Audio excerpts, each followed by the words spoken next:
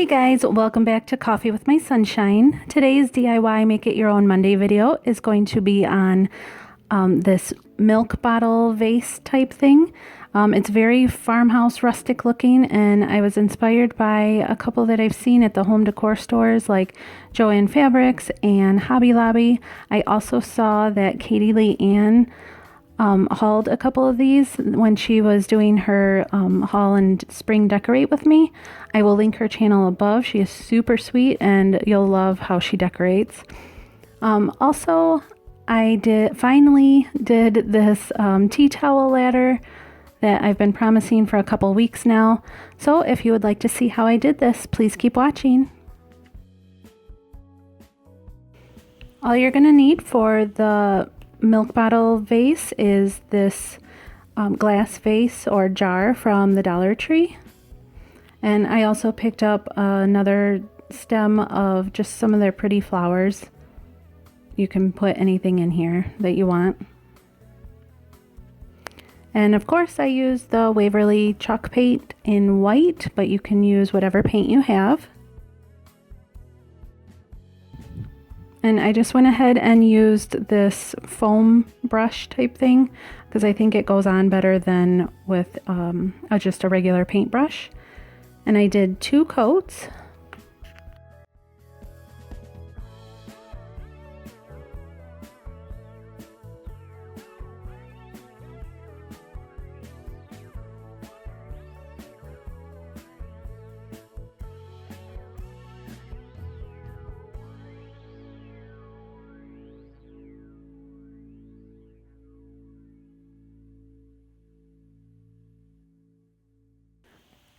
So I wanted mine to look a little bit more distressed and chipped looking than the ones I've seen at Hobby Lobby. This is the black paint that I'm going to be using. You need a Q-tip. And then we're just going to go ahead and start chipping away at the chalk paint after it's dry. Don't wait too long because the longer you wait, the harder it gets to chip off. So just kind of chip away where you think you're going to want the look, I guess, because we're going to add the paint wherever we chip the chalk paint off. And because I have never done this before, I just started with a really light coat of the black paint, but then I go back over it because you need a good amount on the Q-tip. So here I'm just going around wherever I chipped off the chalk paint, and I'm adding some of the black. And you can even do some of the chips in the middle of the bottle or wherever you want it.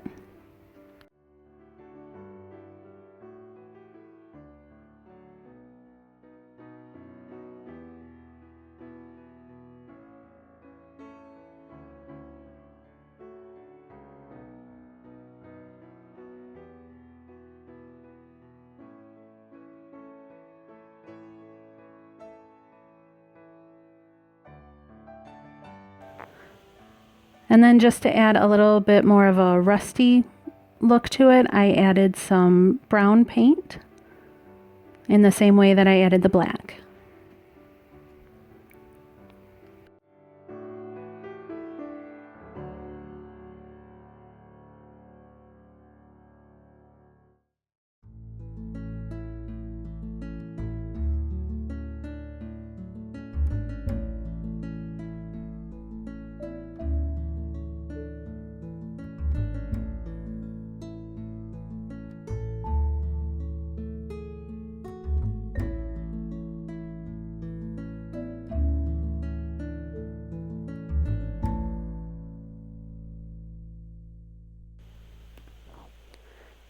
And here, after I saw it with the flowers, I thought it needed a little bit more chipped look to it because it kind of looked spotty, I guess. So I'm just going to chip right around the edge again, almost all the way around, and then add more of the black and brown paint. Like I said, this is all preference, so chip away.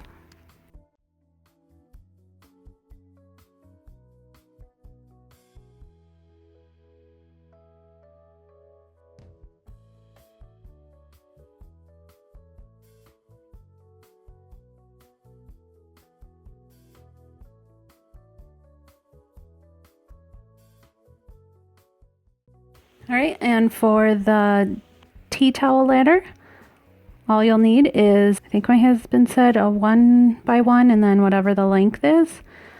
I measured 16 inches because I think most cabinets and countertops are 18 inches apart.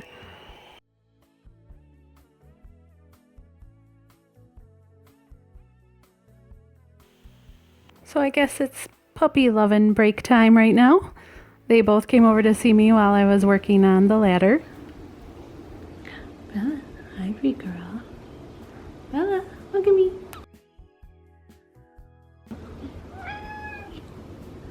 Kitty.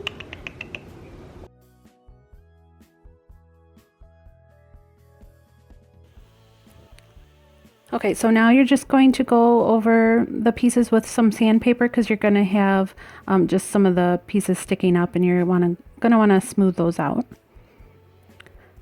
Then I took the side pieces and measured 2 inches down and then 3 inches apart because each of the slats are going to be 1 inch. So you want each slat, I guess, 2 inches apart. You'll see what I mean. So then if you want to stain it or paint it, that's what you're going to want to do now. And actually you should measure after you do this step. I did mine before and then had to go and measure all over again. But I used the dark walnut.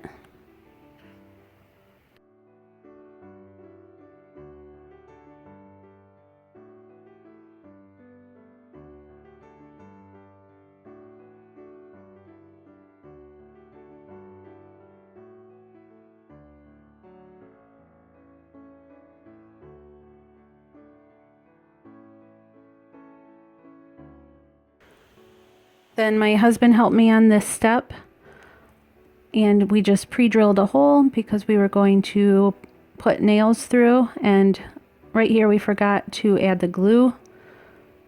So we did that off camera and now we're doing the next step. We added the glue, pre-drilled the holes and hammered it in. And I apologize, my head is in the shot.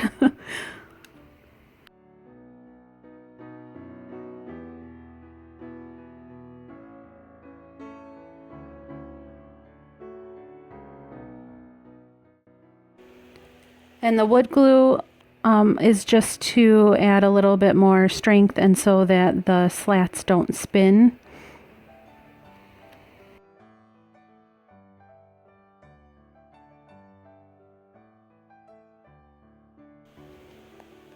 So I thought you could put the ladder on a little bar type thing, or I'm going to be putting mine in my kitchen.